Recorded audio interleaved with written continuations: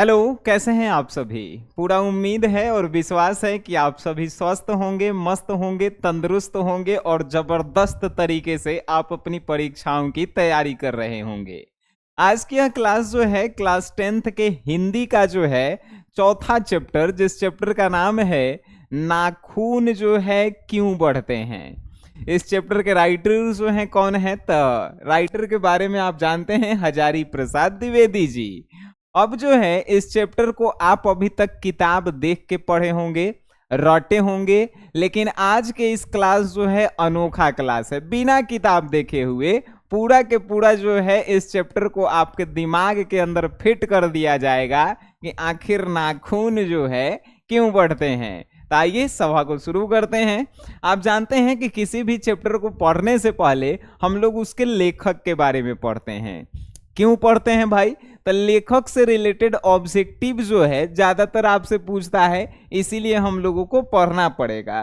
तो सबसे पहले जो है आप लेखक के बारे में जानिए। आपसे क्वेश्चन पूछेगा, बताइए नाखून क्यों बढ़ते हैं, क्या है? तो आपको बताना है ललित निबंध है। अगर ऑप्शन में सिर्फ निबंध रहे तो आप निबंध में भी टिक कर सकते हैं कि नाखून क्यों बढ़ता है, निबंध है। ठीक है, का है? निबंध है। 20 के दांत का है, कमेंट बॉक्स में बताइएगा। चलिए, आपसे जो है पूछा कि नाखून क्यों बढ़ते हैं कि राइटर कौन है, तो नाखून क्यों बढ़ते हैं के राइटर है हजारी प्रसाद द्विवेदी जी। याद कैसे किए हैं? ट्रिक से। नाखून नाखून जो है 1000 बार काटिए फिर बढ़ेगा। नाखून 1000 बार काटिए, यानी नाखून क्यों बढ़ते हैं के राइटर हजारी प्रसाद द्विवेदी जी हैं, है कि नहीं? हजारी प्रसाद द्विवेदी जी का जन्म जो है 1907 में हुआ था। कहाँ पे हुआ? तो उत्तर प्रदेश के बलिया जिला में हुआ। ठीक है, हजारी प्रसाद जी का जो है जन्म कब हुआ? 1907 में उत्तर प्रदेश के बलिया जिला में। इनका देहांत हो गया 1979 में दिल्ली में जाके। ठीक है, 1979 में दिल्ली में। इनका जो है प्रमुख रचना का है तो अशोक के फूल, विचार और वितर्क, शिरीष के फूल, एक कुत्ता और एक मैना, सुर साहित्य, चारुल चंद्रलेख, कुटज, विचार, प्रवाह, आलोक पर्व, प्राचीन भारत के कलात्मक विनोद, मध्यकालीन बोध का स्वरूप, नाथ संप्रदाय। आप कहेंगे सर आप तो पढ़ते जा रहे हैं, ये सब याद करना पड़ेगा। नहीं बालक, सबको याद नहीं करना है। देखिए, इसमें से कुछ रेड कलर में लिखे गए हैं। अशोक के फूल, नाथ संप्रदाय, आलोक पर्व, और एक वही याद रखिएगा शिरीष के फूल। ये जो हैं चार जो हैं आपके लिए इंपॉर्टेंट हैं। बाकी आप भूल भी जाएंगे, कोई दिक्कत नहीं है। एक और लिखल है वान भट्ट की आत्मकथा। जो रेड कलर में है वो आपके लिए क्या होता है? VVI होता है। बात समझें। अब जो है इतना आपको याद रखेला है। अगर आप इस चैप्टर के जो हैं, जैसे कि इसका नोट्स आप चाहते हैं, इस राइटर का नोट्स आपको मिल जाएगा। इस चैप्टर के ऑब्जेक्टिव चाहते हैं वो भी मिल जाएगा। इस चैप्टर के सब्जेक्टिव चाहते हैं वो भी मिल जाएगा। इस चैप्टर के टेस्ट सीरीज चाहते हैं वो भी आपको मिल जाएगा। रिकॉर्डेड क्लासेस आपको चाहिए वो भी मिल जाएगा, क्योंकि आपका पीछे का क्लास छूट चुका है। आपको कुछ नहीं करना है, प्ले स्टोर से SGS क्लासेस एप्लीकेशन को डाउनलोड कर लीजिए। और क्लास 10th के अगर आप तैयारी कर रहे हैं मैट्रिक परीक्षा की, तो 299 रुपया में जो है math, science, social science, Sanskrit, English, Hindi सब कुछ होके notes, test series, recorded video, objective, subjective सब कुछ मिल जाएगा मात्र 299 में। कोनो यूट्यूब पे इतना में देगा नहीं, कंटेंट और बेस्ट क्वालिटी के साथ। ठीक है, आइए। तो ये जो है पांचों आप याद रखिएगा जो रेड कलर में लिखा हुआ है। ठीक है, आगे याद रखिएगा कि इनको कौन सा पुरस्कार मिला था। तो साहित्य अकादमी पुरस्कार जो है इनको मिल चुका है। आलोक पर्व लिखे थे आलोक पर्व जो है इन्होंने जो रचना अपनी लिखी थी उसी के लिए साहित्य अकादमी पुरस्कार जो है इनको मिला है।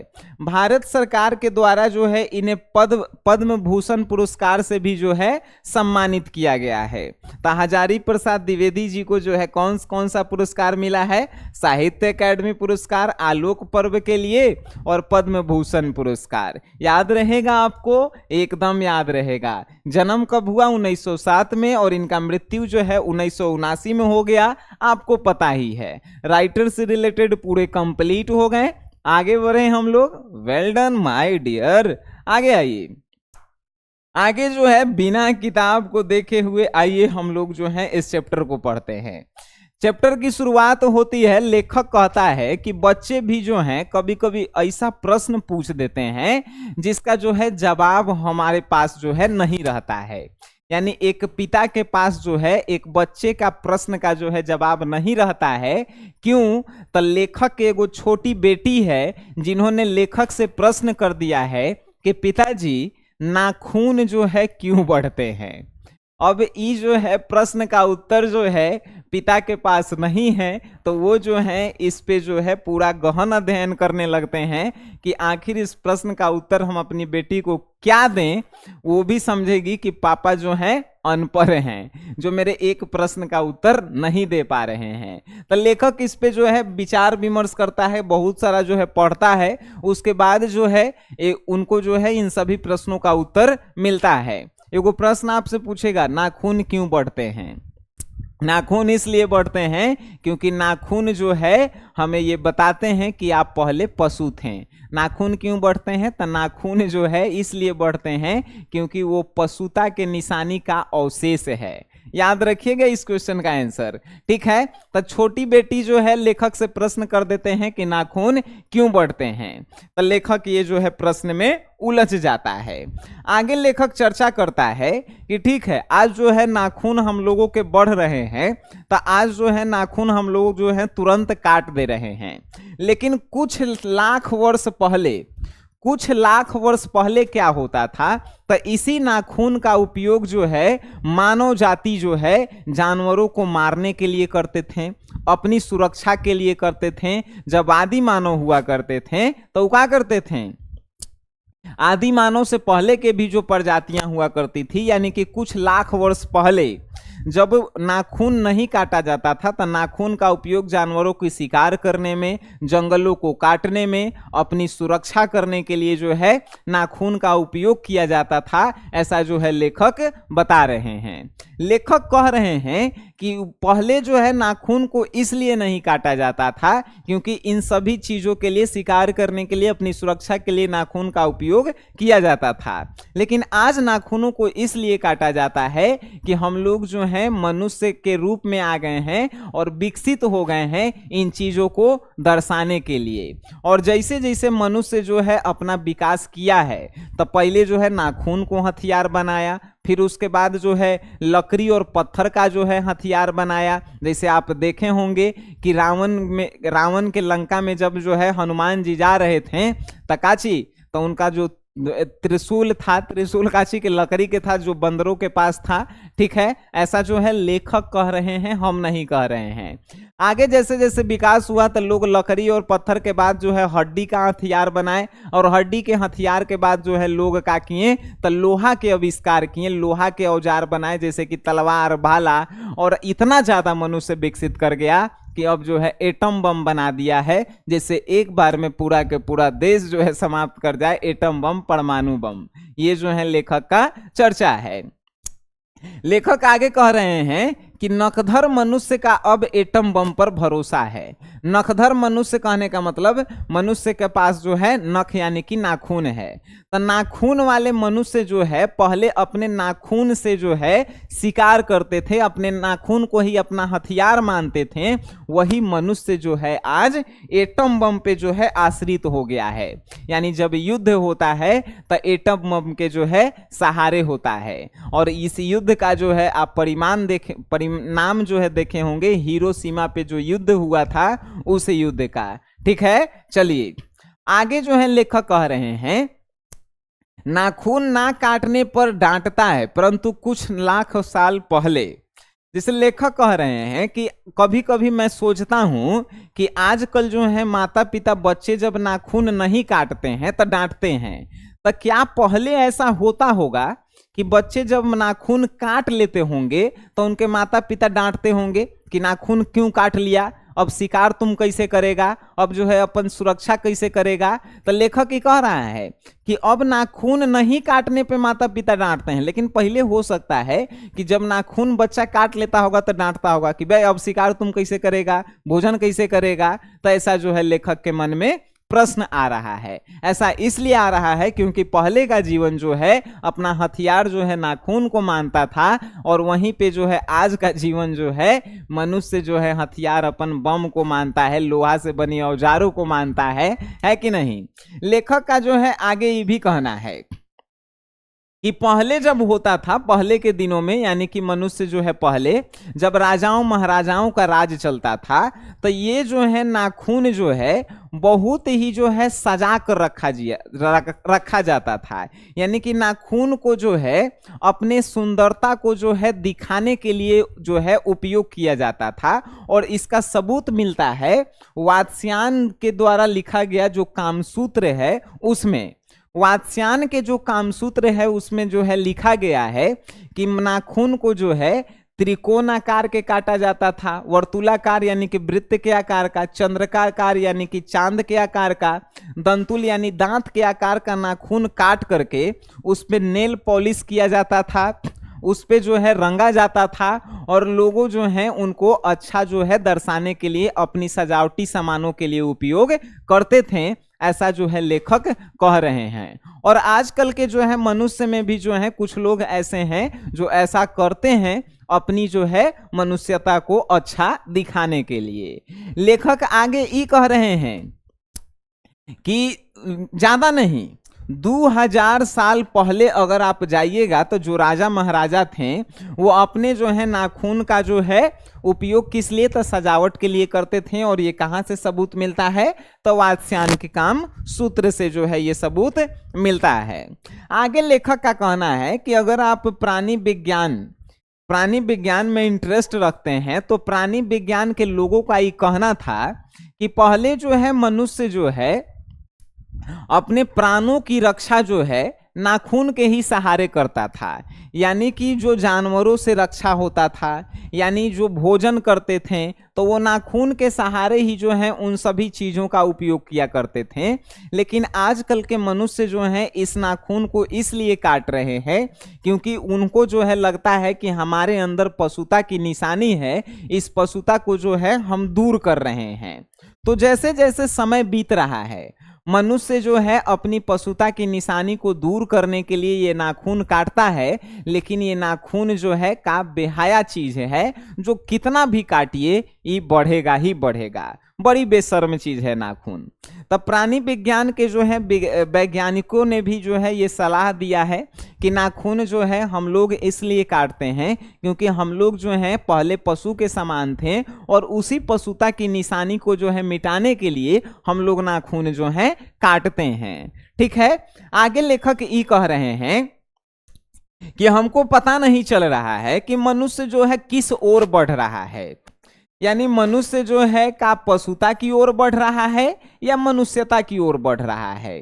क्योंकि पशुता की ओर कहने का तात्पर्य है लेखक का कि मनुष्य जो है ठीक है नाखून काट रहा है तो वो अपने आप को समझ रहा है कि हम पशु नहीं हैं, हम मनुष्य हैं। लेकिन नाखून काट के जो है वो जो है इतना खतरनाक हथियार बना रहा है कि उसको जो है किसी का एक दूसरे का बात जो है सहन नहीं हो रहा है और तुरंत जो है मार धार करे लग रहा है।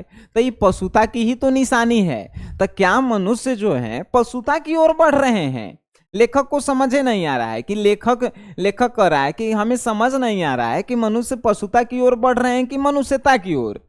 क्योंकि पशुता की निशानी है कि बिना सोचे समझे किसी से लड़ जाना, बिना सोचे समझे जो है इनलीगल हथियारों को जो है विकसित करना, बिना सोचे समझे जो है किसी पे हमला कर देना, तो ये सब तो मनुष्यता की पशुता की ही निशानी है। तो क्या हम लोग पशुता की ओर बढ़ रहे हैं? सिर्फ हम लोग दर्शा रहे हैं नाखून काट के कि नहीं हम लोग जो है क्या कर रहे हैं तो मनुष्य हैं, लेकिन हम लोग तो वास्तव में पशुता की ओर बढ़ रहे हैं। और रही बात तो पशु और मनुष्य में फर्क करने की बात, तो पशु भी जो है सेम तरह से खाता है, वही चीज खाता है जो मनुष्य खा रहा है। पशु और मनुष्य में सिर्फ यही अंतर है कि मनुष्य जो है सोच सकता है और पशु सोच नहीं सकता है। मनुष्य सोच के काम कर सकता है और पशु सोच के काम नहीं कर सकता है। तो हम लोग जो हैं अगर पशु के तरह ही काम कर रहे हैं तो क्या हम लोग पशुता की ओर बढ़ रहे हैं?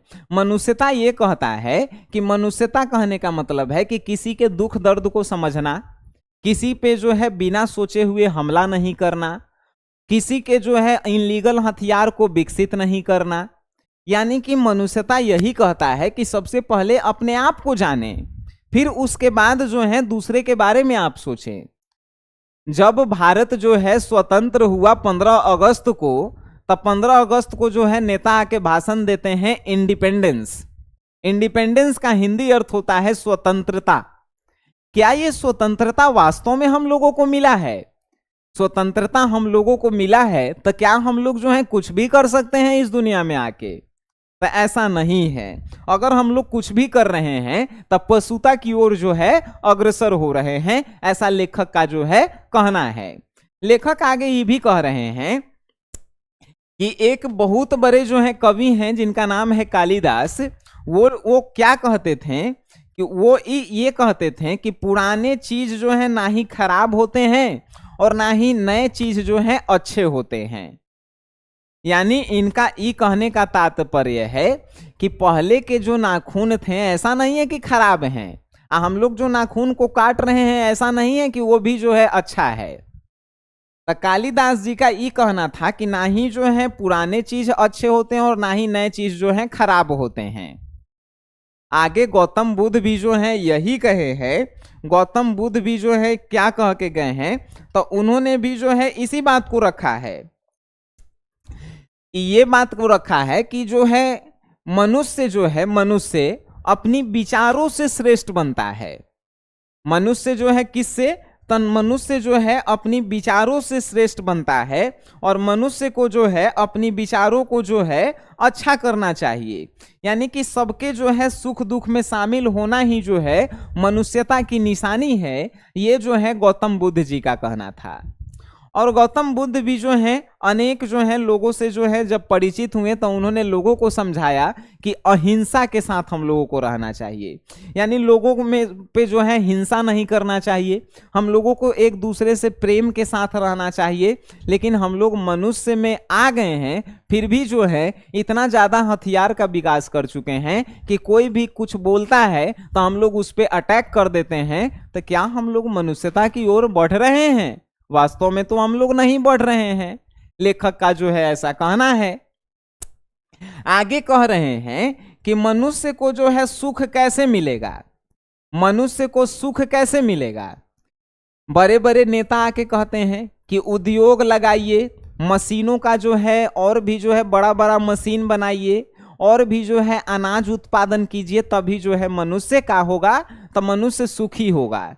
लेकिन एगो बूढ़ा व्यक्ति कह के गया था कि मनुष्य सुखी तब होगा जब मनुष्य जो है अपने अंदर झांकेगा। यानी जिस दिन मनुष्य जो है दूसरों के प्रति प्रेम भावना रखने लगा, जिस दिन मनुष्य जो है दूसरों के प्रति जो है अच्छा सोचने लगा, जिस दिन मनुष्य जो है अपनी भलाई को ना सोचकर दूसरी की भलाई सोचने लगा, जिस दिन मनुष्य जो है अपने आप को जो है ऊपर ना रखकर सबको साथ लेकर चलने लगा, उस दिन जो है मनुष्य सुखी रहने लगेगा। और ये मनुष्य जो है वास्तव में पशुता की निशानी को जो है छोड़ देगा। लेकिन उस बूढ़ा व्यक्ति की बातों को जो है किसी ने सुना नहीं और उस बूढ़ा व्यक्ति को जो है जान से मार दिया गया। लेखक कहता है कि जरा सोचिए वो बूढ़ा व्यक्ति उस जमाने में जो है कितना गहरा बात कह के गया है कि मनुष्य कब सुखी होगा? जब वो अपने अंदर की बातों को जो है जानेगा, वो जो है अपनी अंदर की बातों को जो है सुनेगा। और मनुष्य जो है क्या कर रहा है, तब मनुष्य जो है सोच रहा है कि धीरे धीरे पशुता की निशानी को खत्म करें, तो ये पशुता की निशानी जो है वास्तव में धीरे धीरे एक दिन जो है खत्म हो जाएगी और मनुष्य जो है पशुता की जो है निशानी से दूर हो जाएगा। जैसे मनुष्य का नाखून भी जो है एक दिन बढ़ना जो है बंद हो जाएगा, जिस प्रकार मनुष्य के पहले पूंछ हुआ करते थे तो अब मनुष्य के पूंछ हुआ नहीं करते हैं, वैसे ही मनुष्य का एक दिन जो है नाखून बढ़ना भी जो है बंद हो जाएगा, नाखून भी जो है झड़ जाएगा, जिससे मनुष्य जो है रियल में अपनी पशुता की निशानी को जो है छोड़ देगा। लेकिन क्या वास्तव में मनुष्य जो है मनुष्य बन पाया है? ऐसा जो है लेखक कह रहे हैं। अगर मनुष्य मनुष्यता का जो है पहचान दे रहा है तो उसे पता होना चाहिए कि सफलता और चरितार्थ में जो है क्या अंतर है। सफलता कहने का मतलब ये नहीं है कि ऊंचाई पे पहुंच गए, ज्यादा पैसा कमा रहे हैं, गाड़ी है, बंगला है, ये सभी चीजों को जो है आप अगर सफलता मान रहे हैं तो आप चरितार्थ को क्या कहेंगे? चरितार्थ है अपने आप को जानना और अपने आप को जो है विचार करके दूसरों से प्रेम संबंध को बढ़ाना, दूसरों के बारे में अच्छा सोचना, ये जो है चरितार्थ है। और सफलता है कि अपने आप को सिर्फ बड़ा बनाना। तो ऐसा जो है लेखक इस चैप्टर में कहते हैं। और लेखक जो है एक और बात कह गए हैं कि मनुष्य का जो है 2-4 निशानियां हैं जो कभी भी जो है खत्म होने वाली जो है, हो सकती है कि आने वाले समय में खत्म हो जाए, लेकिन जो है जैसे नाखून का बढ़ना पहला है, तब बाल का बढ़ना जो है दूसरा है, तो ये सभी चीजें जो है का है तो असल में है। बाल का बढ़ना हो गया, दांत का दोबारा उठना हो गया, यानी दांत जब टूट जाता है बचपन में तो दोबारा जो है उगता है, ये जो है दांत का उगना जो है तीसरा है। और चौथा जो है ये पलक का जो है गिरना उठना, ये सभी ही जो है पहचान है पशुता से मनुष्यता की ओर। यानी पहले पशुओं में भी होता था, आज मनुष्यों में भी हो रहा है। नाखून का बढ़ना, बाल का बढ़ना, उसके बाद क्या था पलक का गिरना, दांतों का दोबारा उठना, ये सभी जो है पशुता की ही निशानी है। और इन सभी चीजों को जो है हो सकता है आने वाले समय में जो है हम खो दें। जैसे पूंछ जो है पहले मनुष्य का होता था तब पूंछ खत्म हो गया, झड़ गया, वैसे ही हो सकता है कि नाखून भी जो है बढ़ना एक दिन बंद हो जाए, झड़ जाए। ठीक है, तो अब जो है बताइए इस चैप्टर को जो है आपको पढ़कर कैसा लगा, हमें जो है कमेंट बॉक्स में जरूर बताइए। और हमें उम्मीद है कि ये चैप्टर जो है पूरा के पूरा हम आपके दिमाग में बैठाने का प्रयास किए हैं बिना किताब देखे हुए। तो अगर आप इस चैप्टर के जो है पीडीएफ नोट्स चाहते हैं, ऑब्जेक्टिव चाहते हैं, सब्जेक्टिव चाहते हैं, तो आप अपने एसजीएस क्लासेस एप्लीकेशन को डाउनलोड करें और वहां से क्लास 10th के टॉपर बैच को जो है जरूर आप खरीदें। हमनी के मिलेंगे नेक्स्ट क्लास में, तब तक के लिए टाटा बाय बाय, धन्यवाद।